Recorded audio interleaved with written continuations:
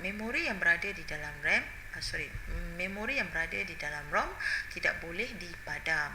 Pengguna hanya boleh baca dan komputer hanya boleh gunakan memori itu sebagai arahan. Okey, peranti penyimpanan untuk storan sekunder adalah storan pemacu magnet, storan optikal, storan ingatan kilat.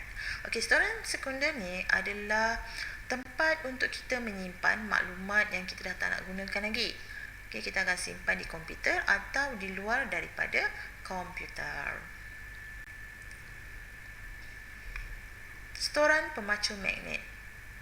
Okey, ada 3 jenis. 1 pita magnetik, 2 cakra liud, 3 cakra keras. Tapi yang cakra liud dan pita magnetik ni dah tak ada lagi digunakan sekarang ya.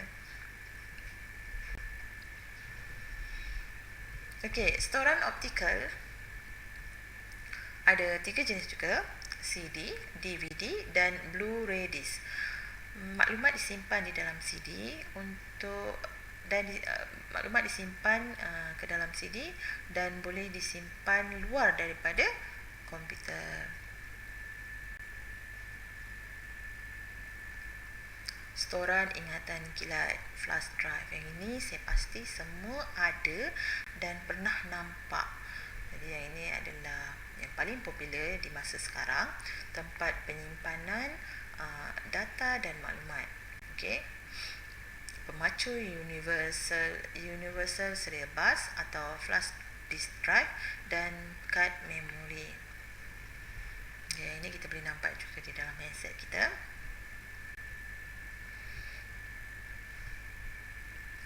Okey, setakat itu saja perkakasan pengenalan kepada perkakasan komputer. Kita akan masuk kepada pengenalan kepada perisian komputer. Seperti yang saya beritahu di awal-awal tadi, perisian komputer cuma boleh dilihat. Kita tak boleh pegang macam perkakasan komputer.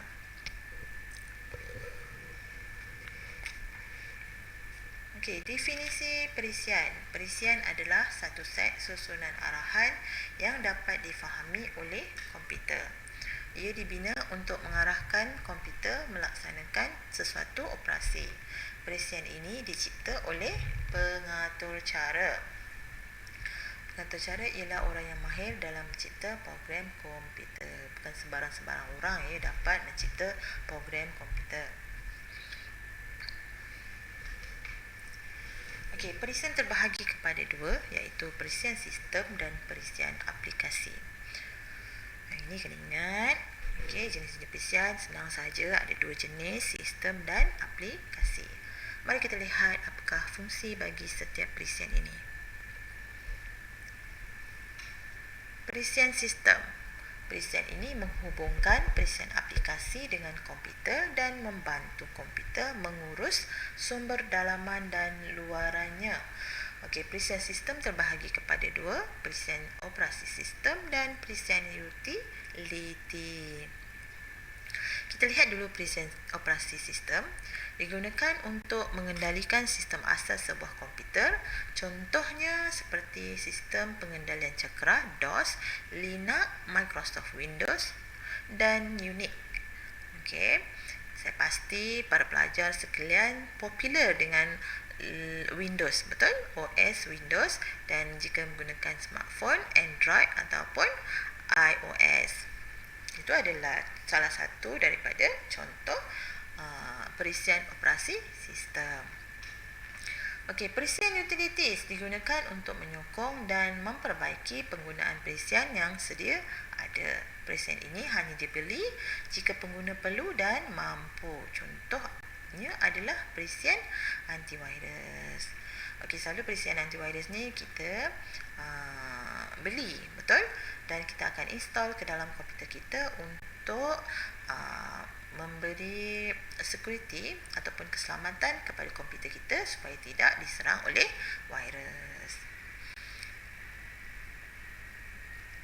Okey, seterusnya kita masuk pula kepada perisian aplikasi. Perisian aplikasi ni merupakan pakej perisian yang dibangunkan khas untuk membantu pengguna melakukan tugas-tugas tertentu seperti dalam bidang perniagaan, matematik, teknikal dan sebagainya. Contoh perisian aplikasi ialah Microsoft Office, Word, Excel, PowerPoint, Access dan Outlook, Adobe, AutoCAD dan sebagainya.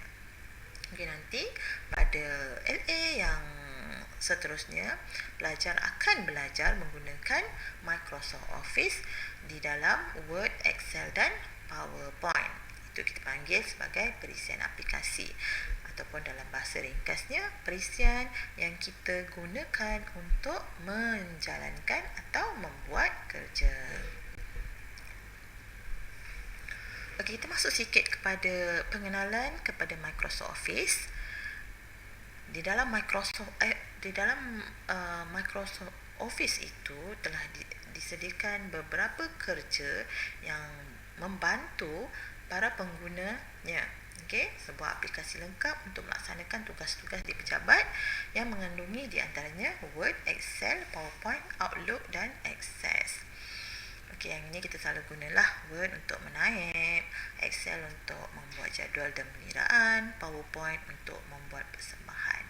Outlook adalah untuk kita menghantar email, manakala Access adalah untuk kita membuat database ataupun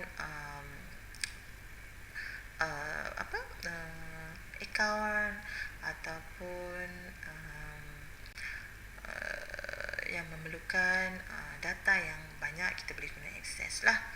Okey.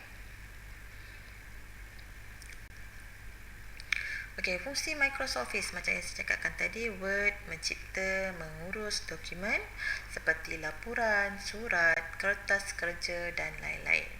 PowerPoint mencipta persembahan untuk mesyuarat, kelas dan web. Access mencipta dan mengurus pangkalan data. Excel menyimpan dan membuat analisa maklumat bernombor seperti kehadiran kaki tangan, markah pelajar, jualan, bil dan sebagainya. Manakala Outlook adalah untuk menguruskan email. Okey, di setiap aplikasi ini tadi ada file extension yang akan berada di belakang file setiap satunya. Okey, ini untuk pengetahuan umum sajalah. Nanti akan diberikan penjelasan yang lebih jelas lagi di dalam kelas yang seterusnya.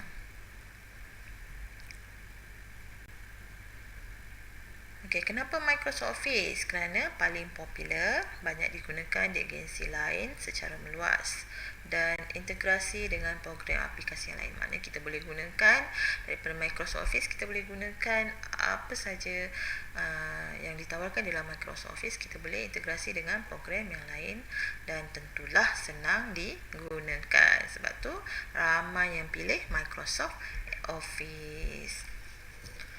Okey kelas, setakat ni faham ataupun saya harap saya tak boleh nak tanyalah faham ataupun tidak sebab kita tidak berkomunikasi secara dua hala. Tapi saya harapkan para pelajar faham dengan penerangan saya yang ringkas ini.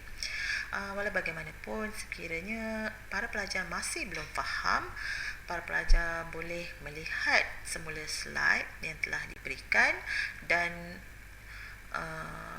nota juga ada dilampirkan. Okey, dah berakhir dah kelas kita pada hari ini. Kita akan pergi kepada sesi soal jawab. Sesi soal jawab ini hanya untuk memanggil semula ingatan pelajar tentang apa yang saya ajar pada hari ini. Okey, kita lihat soalan yang pertama. Senaraikan perkakasan asas sistem komputer. Soalan yang kedua, peranti unit sistem yang manakah dipanggil sebagai otak kepada komputer?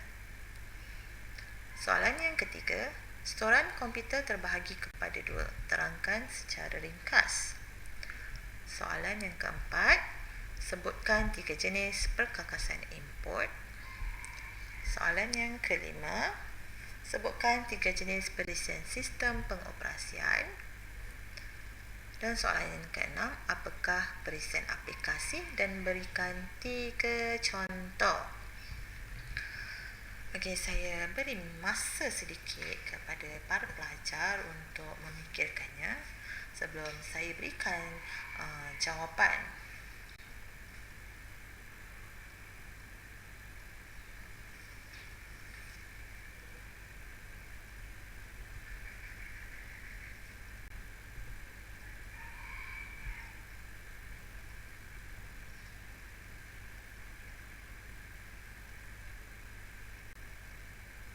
Baik kelas, masa sudah tamat. Okey, kita akan lihat jawapan kepada soalan yang saya tanyakan sebentar tadi. Soalan pertama saya tanyakan, senaraikan perkakasan asas sistem komputer. Jadi, ini adalah jawapan kepada soalan 1. Perkakasan asas sistem komputer terdiri daripada unit sistem, skrin, keyboard, mouse dan speaker. Soalan yang kedua, peranti unit sistem yang manakah dipanggil sebagai otak kepada komputer? Yang ini soalan paling senang. Saya rasa pelajar mesti boleh jawab. Kita tahu jawapannya kan? Betul tak? Jawapannya adalah Central Processing Unit atau CPU. Okey, kita terus pergi kepada soalan yang ketiga. Setoran terbahagi kepada 2. Terangkan secara ringkas. Ini saya nak ringkas je. Jadi, pelajar bolehlah beri jawapan yang macam ni je. Setoran primer untuk memori dan setoran sekunder untuk setoran sementara. Soalan yang keempat, sebutkan 3 jenis perkakasan input. Ini senang sangat senang. Okey, iaitu keyboard, mouse dan mic. Tapi kalau tak nak letak mic kat situ pun tak apa, boleh letak apa tadi, control apa tadi, controller untuk game. Okey, boleh letak, ataupun kita panggil sebagai joystick. Okey, soalan yang kelima, sebutkan 3 jenis perisian sistem pengoperasian. 3 jenis sistem pengoperasian. Sistem pengoperasian ni apa? Sistem perisian yang digunakan untuk memulakan komputer atau lebih dikenali dengan perkataan OS, Operating System. Jawapannya adalah Windows, Linux dan DOS. Lalu kita akan guna Windows, betul? Kita popular dengan Windows sebab dia lebih user friendly dan lebih senang digunakan lah, maksudnya ya, lebih user friendly, lebih senang digunakan. Okey, soalan yang terakhir, soalan yang ke-6, apakah perisian aplikasi, dan berikan 3 contoh.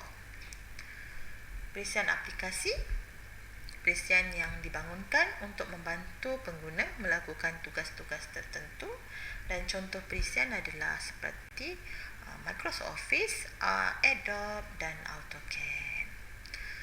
Okey, dengan berakhirnya jawapan tadi, maka berakhirlah juga kelas kita pada hari ini.